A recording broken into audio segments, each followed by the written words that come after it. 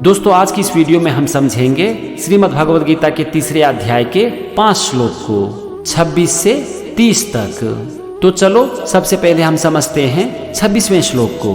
भगवान श्री कृष्ण अर्जुन से कहते हैं, ना बुद्धि भेदम जनियेत अज्ञानाम कर्म संगीनाम जोस ये सर्वकर्माणि विद्वान युक्तः समाचरन्। ये था पूरा श्लोक। चलो सबसे पहले हम एक एक शब्द का मतलब समझते हैं, फिर हम समझेंगे पूरे श्लोक का मतलब। यहाँ पर शब्द है ना बुद्धि भेदम।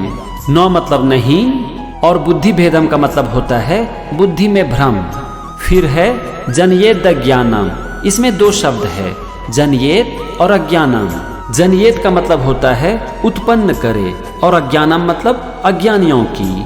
फिर है कर्म संगीनाम, और कर्म संगीनाम का मतलब है कर्मों में आसक्ति वाले, मतलब कि जो कर्म से मोहित होते हैं। तो यहाँ पर पहले वाक्य का मतलब हो गया कर्मों में आसक्ति वाले अज्ञानियों की बुद्धि में भ्रम उत्पन्न ना करे। चलो अब हम दूसरे वाक्य को समझते हैं। और यहाँ पर पहला शब्द है जोस ये सर्वकर्माणि। इसमें 2 शब्द है, जोस ये और सर्वकर्माणि। जोस ये का मतलब होता है करवावे और सर्वकर्माणि का मतलब होता है समस्त कर्म। फिर है विद्वान युक्तः, इसमें 2 शब्द है, विद्वान और युक्तः। विद्वान का मतलब है ज्ञानी पुरुष और युक्तः मतलब स्थित हुए, मतलब कि जो खुद में स्थित रहते हैं, यानी कि परमात्मा में स्थित रहते हैं, उसकी बात की जा रही है। और अंतिम शब्द है समाचरण, और समाचरण का मतलब होता है भली भांति करता हुआ।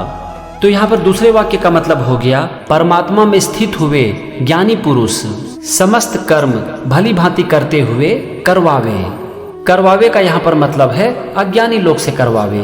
तो चलो अब हम पूरे श्लोक का मतलब समझते हैं। भगवान श्री कृष्ण कहते हैं, हे अर्जुन, ज्ञानी पुरुष को चाहिए कि वो खुद को परमात्मा में स्थित रखते हुए कर्मों के मोह में फंसने वाले अज्ञानियों की बुद्धि में भ्रम उत्पन्न ना करे, बल्कि वो समस्त कर्म को भली भांति करते हुए अज्ञानियों से भी वैसे ही कर्म को करवावे। यहाँ पर भगवान श्री कृष्ण कह रहे हैं कि जो ज्ञानी होते हैं वो कर्मों के मोह में नहीं फंसते हैं, वो खुद में स्थित होकर परमात्मा में स्थित होकर अपने कर्म को करते हैं। ऐसे ज्ञानी लोगों का ये कर्तव्य बन जाता है कि वो कर्मों के मोह में फंसे अज्ञानियों की बुद्धि में भ्रम उत्पन्न ना करे, बल्कि जिस तरह से अपने कर्म को करते हैं ठीक उसी तरह से अज्ञानियों से भी कर्म करवावे, यानी कि उन्हें सही शिक्षा दे, उन्हें सही रास्ता दिखाए, ताकि अज्ञानी लोग भी कर्म के मोह से मुक्त हो सके। ये था श्रीमद् भगवद गीता के तीसरे अध्याय का 26वां श्लोक। चलो अब हम समझते हैं 27वें श्लोक को। भगवान श्री कृष्ण कहते हैं, प्रकृतेः क्रियमाणानि गुणैः कर्माणि सर्वशः अहंकार विमूढ़ात्मा कर्ताहमिति मन्यते। यहाँ पर शब्द है प्रकृतेः क्रियमाणानि। प्रकृतेः का मतलब होता है प्रकृति के, और क्रियमाणानि मतलब किए जाते हैं। फिर है गुणैः कर्माणि सर्वशः। गुणैः का मतलब होता है गुणों द्वारा, कर्माणि मतलब संपूर्ण कर्म, और सर्वशः मतलब सब प्रकार से। तो यहाँ पर आप देखो पहले वाक्य का मतलब हो गया संपूर्ण कर्म सब प्रकार से प्रकृति के गुणों द्वारा किए जाते हैं। अब हम आते हैं दूसरे वाक्य पर, और यहाँ पर पहला शब्द है अहंकार विमूढ़ात्मा, और इसका मतलब होता है अहंकार से भरे हुए अज्ञानी लोग। फिर है कर्ता हमिति, इसमें 3 शब्द है, कर्ता, अहम और इति। कर्ता मतलब कि जो काम करता है, अहम मतलब मैं, और इति मतलब ऐसा, और अंतिम शब्द है मन्यते, और मन्यते का मतलब होता है मानता है। तो यहाँ पर दूसरे वाक्य का मतलब हो गया कि जो अहंकारी लोग होते हैं वो ऐसा मानते हैं कि मैं करता हूँ, मतलब कि सब कुछ मेरे द्वारा किया जाता है। तो चलो अब हम दोनों वाक्य को जोड़ते हैं और समझते हैं पूरे श्लोक का मतलब। भगवान श्री कृष्ण कहते हैं कि हे अर्जुन, संपूर्ण कर्म सब प्रकार से प्रकृति के द्वारा किए जाते हैं, लेकिन जो अज्ञानी लोग होते हैं जिसमें अहंकार भरा होता है वो ऐसा मानते हैं कि सब काम को मैं करता हूँ। ये था 27वां श्लोक और उसका मतलब। चलो अब हम समझते हैं 28वें श्लोक को। भगवान श्री कृष्ण अर्जुन से कहते हैं, तत्वित्तु महाबाहो गुण कर्म विभागयोः गुना गुणेषु वर्तन्त इति मत्वा न सज्जते। यहाँ पर पहला शब्द है तत्वित्तु। इसमें है दो शब्द, तत्वित और तू। तत्वित का यहाँ पर मतलब है तत्व को जानने वाला ज्ञानी लोग। फिर है तू का मतलब है परंतु। इसके बाद है महाबाहो, और महाबाहो अर्जुन के लिए यूज किया गया है। फिर है गुण कर्म विभागयोः, और इसका यहाँ पर मतलब है गुण विभाग और कर्म विभाग के, मतलब कि गुण और कर्म के बारे में। तो यहाँ पर पहले वाक्य का मतलब हो गया परंतु हे महाबाहो, गुण विभाग और कर्म विभाग के तत्वों को जानने वाला ज्ञानी पुरुष। अब हम आते हैं दूसरे वाक्य पर, और यहाँ पर शब्द है गुना गुणेषु वर्तन्त। गुना का मतलब है संपूर्ण गुण, गुणेषु मतलब गुणों में, और वर्तन्ते मतलब बरत रहे हैं। इसके बाद है इति मत्वा न सज्जते। इति मतलब ऐसा, मत्वा मतलब समझकर, और न सज्जते मतलब आसक्त नहीं होता, यानी कि मोहित नहीं होता।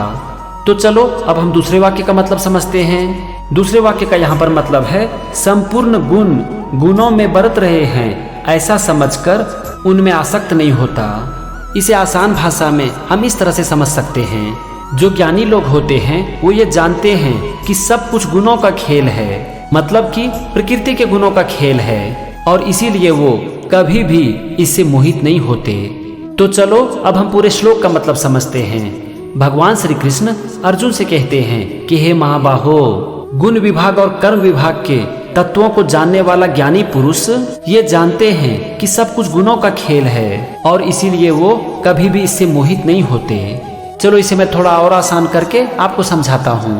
भगवान श्री कृष्ण अर्जुन से कहते हैं कि हे महाबाहो, जो ज्ञानी लोग होते हैं वो प्रकृति के गुणों और कर्मों के बारे में जानते हैं। वो ये जानते हैं कि कर्म प्रकृति के गुणों के अनुसार होता है, सब कुछ प्रकृति के गुणों का खेल है, और इसीलिए वो कभी भी इससे मोहित नहीं होते।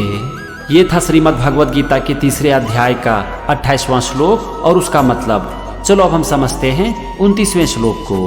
भगवान श्री कृष्ण अर्जुन से कहते हैं प्रकृतेर गुण सम्मूढ़ा सज्जन्ते गुण कर्मसु तान कृत्स न विदो मंदान कृत्स नवीन विचालयेत।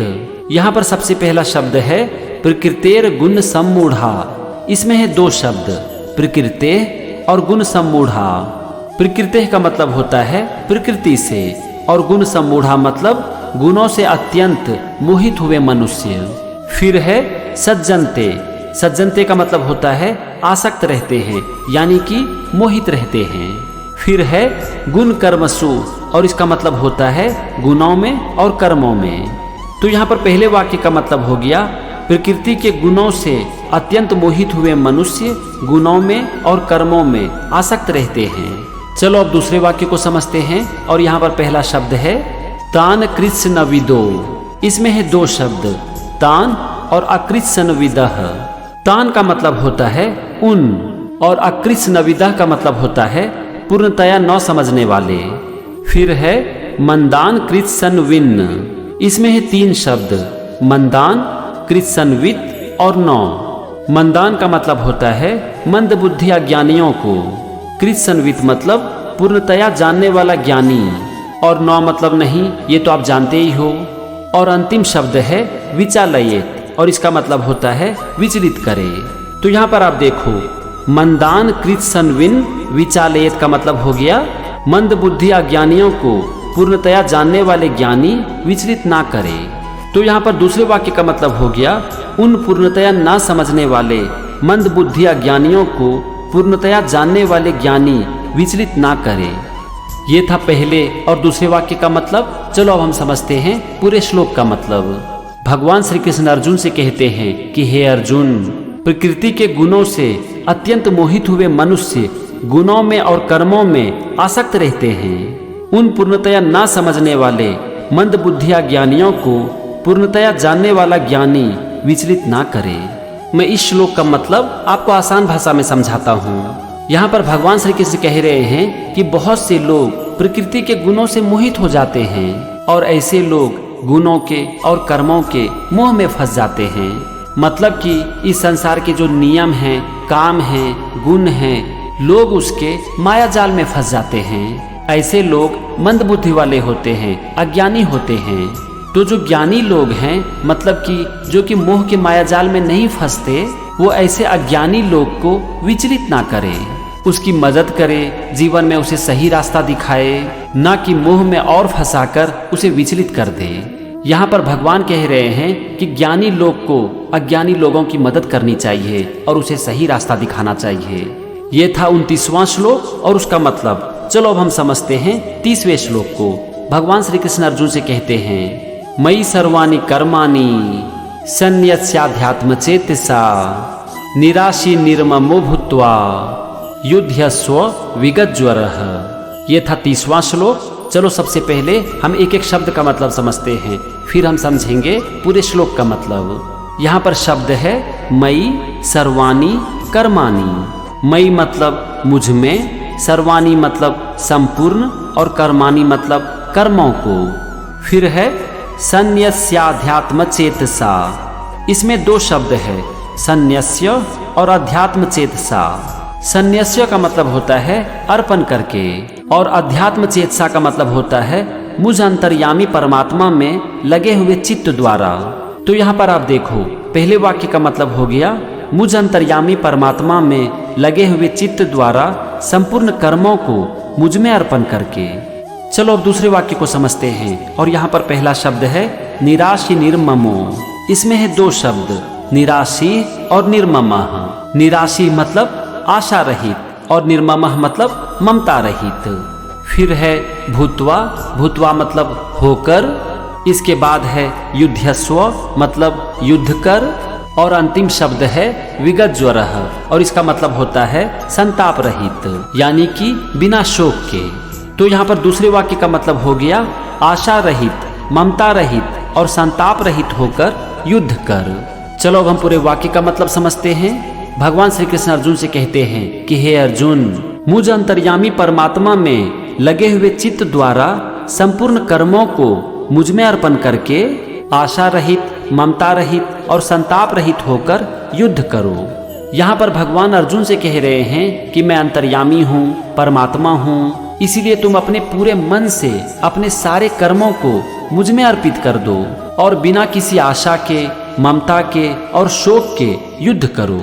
ये था श्रीमद् भगवद गीता के 3 अध्याय का 30वां श्लोक और उसका मतलब। तो फ्रेंड्स, आज की वीडियो में हमने समझा श्रीमद् भगवद गीता के 3 अध्याय के 5 श्लोकों को 26 से 30 तक। अगले एपिसोड में हम कुछ और श्लोक को समझेंगे।